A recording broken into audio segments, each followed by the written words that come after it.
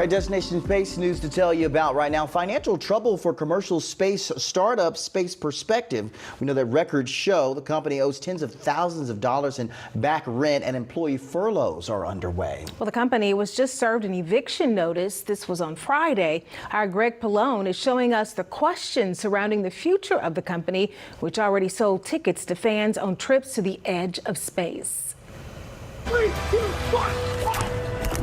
Will we see these flights in the future? Space Perspective's spaceship Neptune on an uncrewed flight test last year, soaring to some 100,000 feet at just a few miles an hour.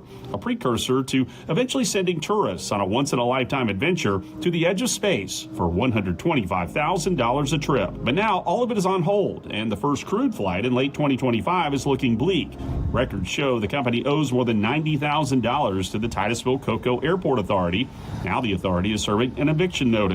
A Space Perspective spokesperson confirms employee furloughs. We are told, quote, as the company scales, new skill sets are required as the business changes. So as it moves through its next round of funding, it is positioning itself for the next stage. We were one of the early promoters of this product. When we saw it come out, it was definitely very interesting. Mallory Dumond is a travel advisor with Travelmation. When Space Perspective launched, she was informing her clients of the new and unique opportunity to become a space tourist. There was a lot of interest in putting down a $1,000 refundable deposit to reserve a seat, but the six-figure cost for the trip soured most of them. Once they saw the cost of actually going to space, it was a little bit too out of this world for them. They had a little bit of sticker shock.